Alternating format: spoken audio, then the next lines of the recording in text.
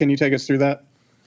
Yeah, just finding out early in the morning that everything was going to be shut down, and um, we try to keep things as similar as possible to the final walkthrough day before the game, and I thought we did a good job of that. We went out there, got a good walkthrough, and got guys were locked in. Um, so try to just keep it as similar as possible. Fred, one thing we can actually hear up in the press box is you yelling through every defensive play. Can you talk about how important that is for you to be the energy behind the defense? Yeah, I feel like that's just me. I'm gonna be me every single time I'm out there in between the white. That's my job, as the guy who everybody's looking at to bring the energy to the group. I felt like I could have started faster this game.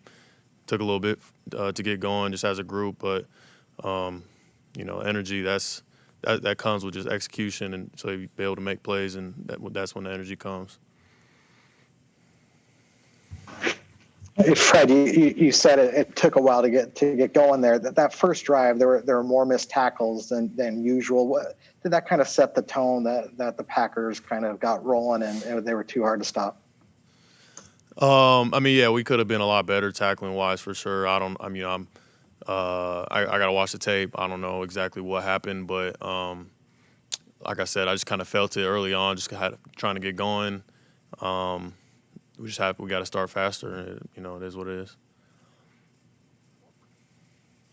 Hey, Fred, you came in the same draft class as Richie James. What have you seen over, the 2.5 seasons out of him and his development, seeing him every day at the facility and at practice? Yeah, Richie, he's a playmaker for sure. He's gotten better and better each year, and even with limited opportunities, I feel like he's made the most of them. He's such a dynamic player, in the return game and also on offense, and so I was happy for him to get the opportunity he did tonight, and he made the most of it for sure. Fred, that's obviously a team you beat up, twice last year when they came here. How hard was it to kind of have them do that to you when you guys, were obviously very shorthanded? Obviously you don't want to lose like that to anybody. It doesn't matter who it is. We knew that they were coming in with that extra motivation because of what happened last year, and we knew we had to execute, and we didn't do that at a high enough level today to be able to compete for the win. So we got to be better. Fred, as someone who's also been on the COVID list, did you reach out to those guys? Did you talk to them? And how challenging is it to go through that?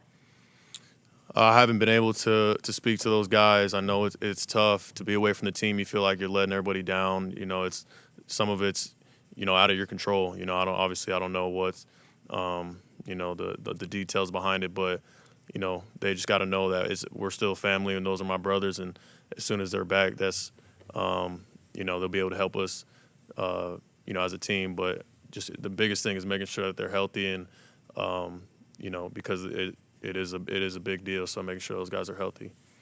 Do the last one for Fred. And Fred, going forward, how optimistic is this locker room? How much fight is left there?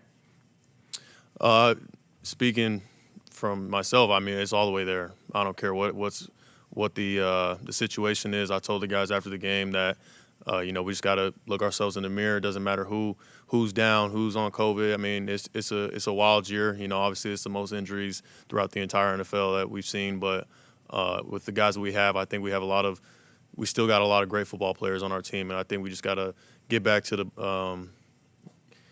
work, and we'll make sure that we're competing at a high level come next game. All right. Thank you, guys. Thanks, guys.